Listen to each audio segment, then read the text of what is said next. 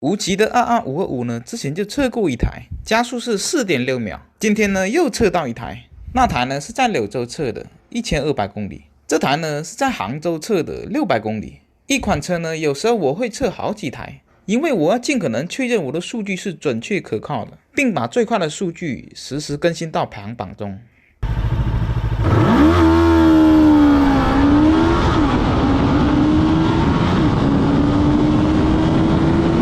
上次测的那台呢是1/2的油，这台呢拿到就是满油了。最终呢，这台跑出了4.5秒的成绩。车辆呢是机车圈提供的，所以加速成绩在机车圈的 APP 都可以看得到。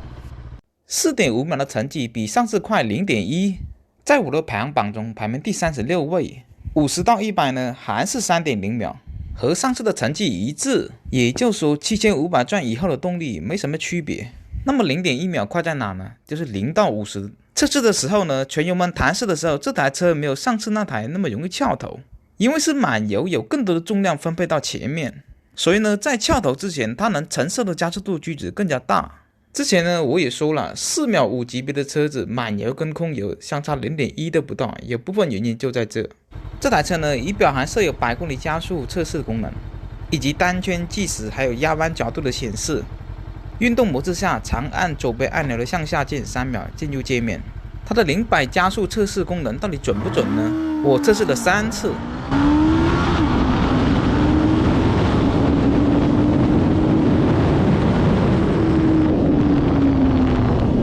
好，现在我们来看一下它车机里面的0-100加速显示的是5秒。我看一下后面的机子显示多少。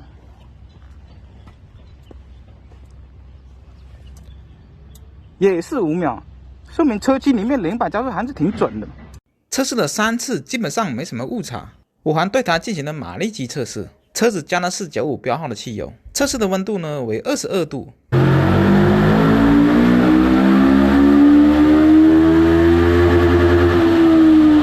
马力曲线图呢，在机器圈 APP 里面也可以看得到。最终呢，拉出来的轮上马力是47.2匹，扭矩是42.2。前浆的赛450呢是48.2，轮上的扭矩是40.2，而春风450呢是46.6匹，扭矩是35.6，轮上功率最大的就是赛450，而它的扭矩排第2，它的加速也是最快的，达到4.2秒，扭矩最大的就是无极525，但是呢它的功率排第2，而且用的是120和160的前后胎，拖了一些后腿。春风450呢功率和扭矩都是最低，但是呢它的转速比他们两个高了接近2000转，所以呢也有不错的加速性能。发动机的升功率呢和升扭矩呢最低的也是它，所以呢升级的空间也是最大的。同时呢我还对它进行了100到0的刹车距离测试， ABS 介入呢属于低频率大力度的介入，基本上就是哒哒哒哒哒。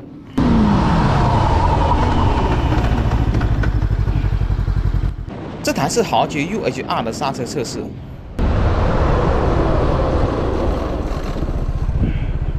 从画面的抖动也可以看得到 ，UHR 呢更加的平稳。无极525呢，我希望介入的频率能更加高一点，这样呢感觉没那么突兀。刹车皮的咬合力呢也是中规中矩，刹车的手感呢还是偏线性为主，初段呢偏柔和，和竞品呢差不多。测出来100到0的最好成绩是40.6米。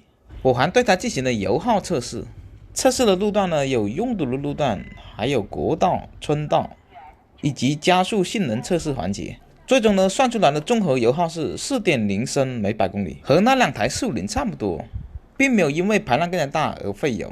因为这台发动机的调教呢动力还是靠前的，加之呢属于长行程发动机，转速也不高。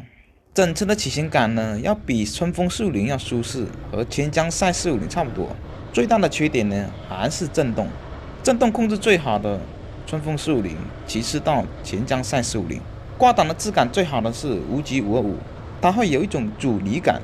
赛450呢和450 SR 呢两个都差不多，骑行感呢最轻巧的是450 SR， 其次到赛450，最后到无极525。减震的运动感呢最强的是450 SR， 赛450和无极525呢两个差别不是很大。刹车的制动效果呢最好的是赛450，因为它前面采用的是双碟，前轮呢也更加的重，所以0到50最快的也是它。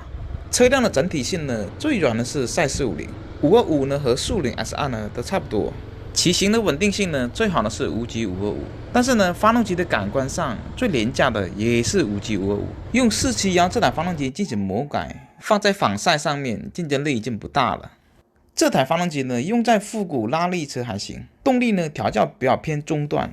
要弄成高性能发动机呢，我还是比较期待无极的660四缸机，因为那台发动机研发的原型机被阉割了1/4的动力后，百公里加速依旧能小于4秒，原版的升功率达到了152，而471那台原版的升功率只有102，所以呢，结构设置的极限就决定大部分的性能了。今年呢是四缸机的元年，下半年呢会有很多四缸机出现，到底哪家强呢？需要测试后才知道。